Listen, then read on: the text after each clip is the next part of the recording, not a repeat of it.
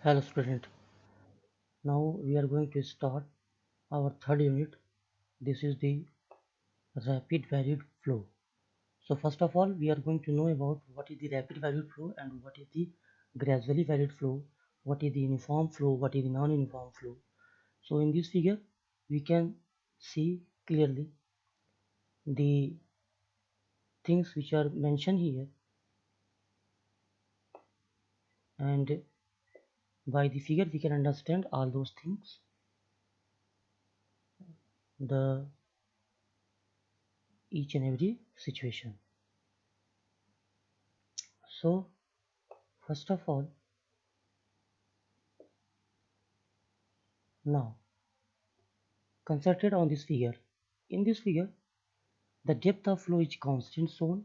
So we know very well if the depth of flow is constant, then the flow is called our uniform flow, which is mentioned here. And if the depth of flow is not constant, it means that the flow rate is vary with the respect of long distance, then it is called the gradually varied flow, which is mentioned here. And if the flow of depth is abruptly changes at short distance, then the flow is called rapid varied flow. And again, when the depth flow is constant, then we can say this is again uniform flow. So this is the figure in which we can define a rapid varied flow and gradually varied flow. So our topic is rapid varied flow.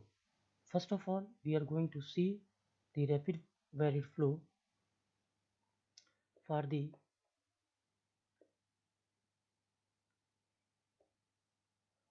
rectangular channel section, how we can derive the rectangular channel section depth of flow, segment depth ratio.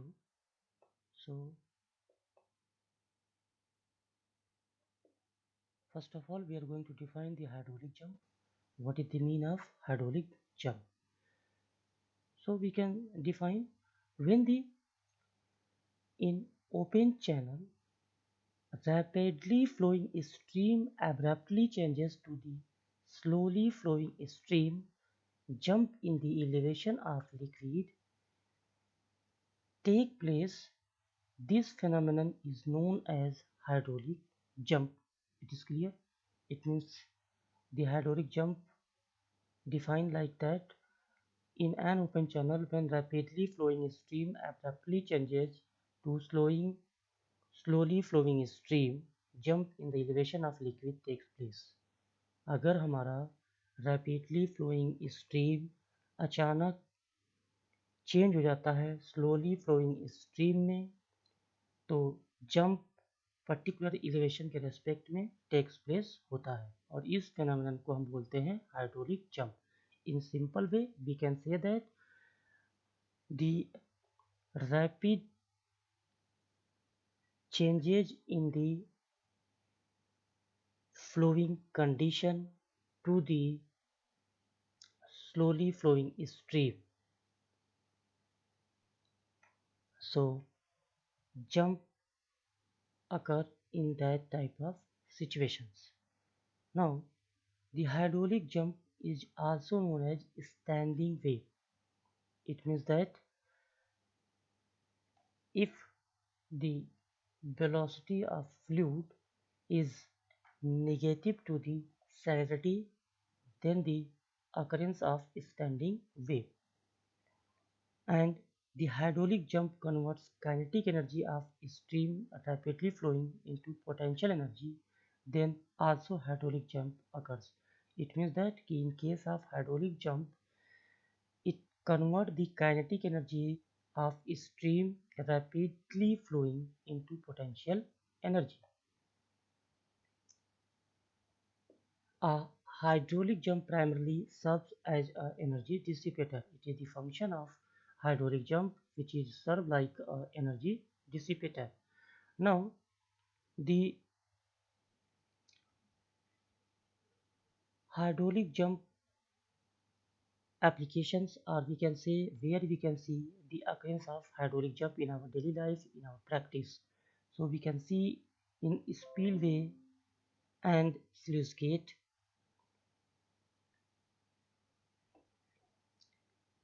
efficient operation of flume flow measurement, mixing of chemicals to aid intense mixing and gas transfer in chemical process.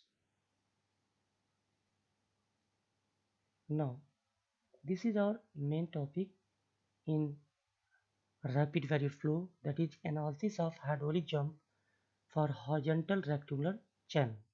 So when we are going to derive any equations, first of all we assume some assumptions.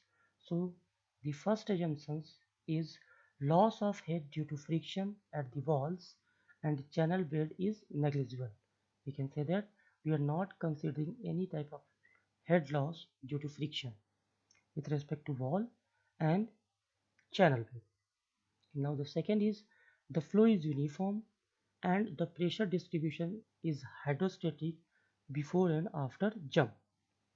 So we can say that pressure distribution is hydrostatic. We are considering hydrostatic pressure distribution at all before and after jump.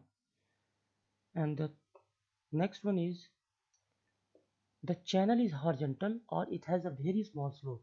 It means slope is very small. We are going to consider as slope bed is very small, the weight component in the direction of flow is neglected.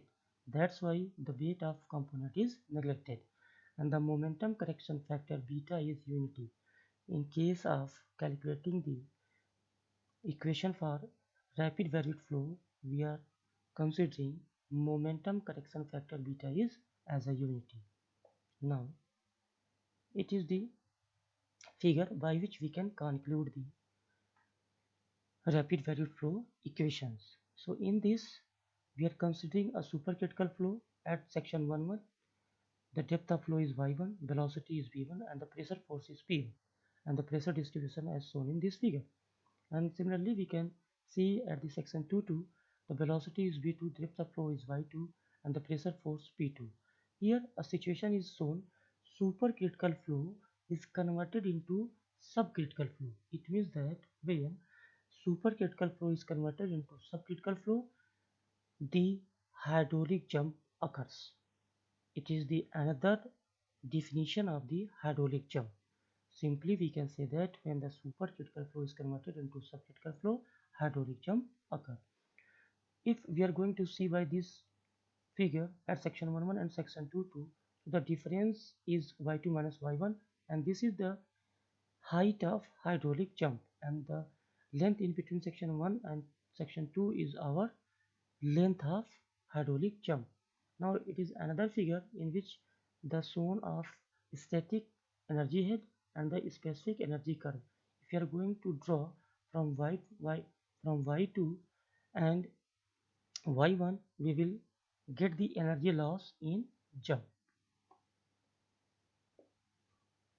Now we are moving further. Let us consider y1 and y2 depth of flow at 1 and 2, v1 and v2 mean velocity at 1 and 2. So we know very well the discharge per unit width q is equal to v by 1.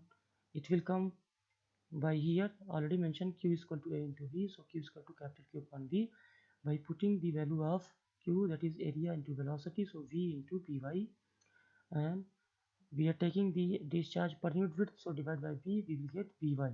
That's why it is here written q is equal to v1 y1. By continuity equation, v1 y1 is equal to v2 y2, so v1 is equal to q upon y1 and v2 is equal to q upon y2. Let us consider the cross sections of that. So from free surface up to the centroid, the depth is the y bar and the total depth is the y. And we know that the total pressure or pressure force is equal to WAX bar, but here we are considering in terms of y bar, so the pressure is now WAY bar. So calculate pressure force at any section WAY bar, where y bar is the vertical depth of centroid of wetted area from the liquid surface.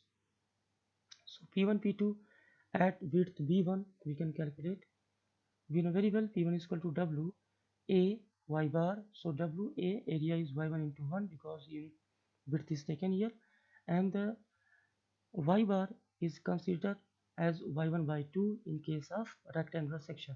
So pressure force is equal to W y1 bar y1 square by 2. Similarly, P2 is equal to W by 2 square by 2. We have already calculated pressure force at section 11 and pressure force at section 22. Now the net force acting on mass of water between section 11 and section 22. So P2 minus P1 is equal to W by 2 square by 2 minus W1 square by 2. So it will give W by 2 y2 square minus y1 square. Here W is the wet density, that is equal to rho g. It has seen that y2 is more than y1, so pressure force at 2 is greater than pressure force at 1. We know that momentum, so momentum is equal to m into v, and we can write mass in terms of rho into volume into velocity. Volume is equal to area into displacement, so momentum is equal to a x v, rho a x v. So momentum per second, rho a x by t into v. So we can say that rho a v into v, where a v is the discharge, so we can write rho q v, and by the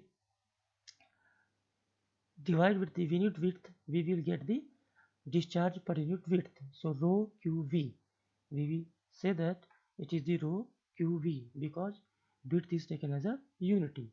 It is mentioned here.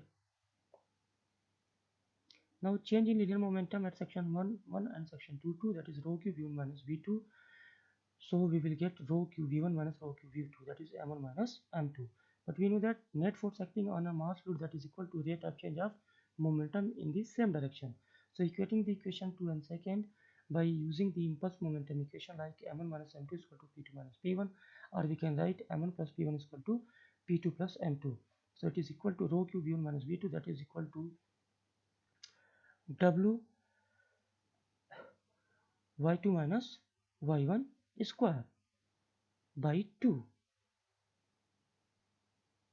Now we know that v1 is equal to q upon y1 and v2 is equal to q upon y2. So and w is equal to rho g. Put in equation 4. After putting all these values, we can simplify here. So we will get g by 2 y2 plus y1 is equal to q square upon y1 y2. Or we can write y2 plus y1 is equal to 2q square upon g y1 y2.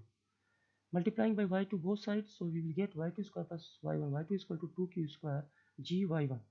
And taking in one side, we will get the polynomial equation by solving Sri-Rachar formula, that is x is equal to minus b plus minus under root b square minus 4ac upon 2a. We can solve the root of y2. So y2 is equal to minus y1 plus minus under root y1 square plus 4 2q square upon g y1 upon 2. After simplifying, we will get these values. Now y2 has a two solution, one is the positive and another is a negative. So positive is taken, negative is neglected. By that we can conclude y2 is equal to minus y1 by 2 plus under root y1 square by 4 plus 2. Now put the value of q is equal to v1 y1. So 2 v1 y1, it's square upon g y1. So y2 is equal to minus y1 by 2 plus under root y1 square by 4 plus 2 v1 square y1 g. This is also a very important equation for calculating the depth of flow at section 2. Now expression in terms of fluid number. It is very important to calculate the y2 in terms of fluid number. We know very well the equation y2 is equal to minus y1 by 2 plus under root y1 square by 4 plus 2 v1 square y1 upon g. It is already calculated above. So we can simplify by taking the common of y1 square by 4. We will get like that. So y2 is equal to this much, but fluid number is equal to v1 upon under root gy1. So fluid number is square is equal to v1 square upon gy1. Put these values in the above equation, so we'll get y2 is equal to minus y1 by 2 plus y1 by 2 under root 1 plus 8 fr1 square. So y2 upon y1 is equal to half minus 1 plus under root 8 fr1 square. So what is the height of hydraulic jump? That is y2 minus y1. We can calculate y2 from the above equation. Now length of hydraulic jump. Length of hydraulic jump, that is the shortest distance over the jump occurs. Yeah, we can say other words, the distance between section 11 and section 22 is called our length of jump, that is equal to 6.1 into y2 when fluid number is more than 4.5. Now that is the another equation which is calculated for the loss of energy due to hydraulic jump. Here in this figure mentioned, y1 is the depth of flow at section 1, v1 is the velocity, and similarly y2 is the depth of flow at section 2 and v2 is the velocity. So we can see that the remaining part of from energy line, that is v1 square by 2g, so total energy at the inlet is equal to y1 plus v1 square by 2g. Similarly, the energy loss occurs here at the section 2 and it is represented by the EL. So the total energy at the section 2 is equal to E2 is equal to Y2 plus V2 square by 2G, because V2 square by 2G the kinetic head up to the Y2 and the energy line. And we know that EL is equal to EL minus E2. EL is the energy loss. So E1 is equal to Y1 plus V1 square by 2G minus Y2 plus V2 square by 2G after putting the value of E1 and E2. And simplifying all these things, we will get the EL is equal to Q square upon 2G in the bracket 1 upon Y1 square minus 1 upon Y2 square minus Y2 minus Y1. But we know that Y2 plus Y1 is equal to 2Q square upon G Y1 Y2. It is already calculated in the rectangular channel. So Q square is equal to G Y1 Y2 in the bracket Y2 plus Y1 by 2. Now put the value in the equation first. We will get EL is equal to G Y1 Y2, Y2 plus Y1 by 2 into Y2 square minus Y1 square upon 2G Y1 square by 2 square minus y2 minus y1. We can write in the simplifying manners after cancelling out the y1 y2 g here and here. So it will converted in by exploring the y2 square minus y1 square. So y2 plus y1, y2 plus y1, y2 minus y1 minus y2 minus y1. By taking the common of y2 minus y1, we will form like that, and simplifying the above equation, we will get the energy loss EL equal to y2 minus y1 its whole cube upon 4y1 y2, which is mentioned here. So this is the energy loss which is obtained in the rectangular channel section.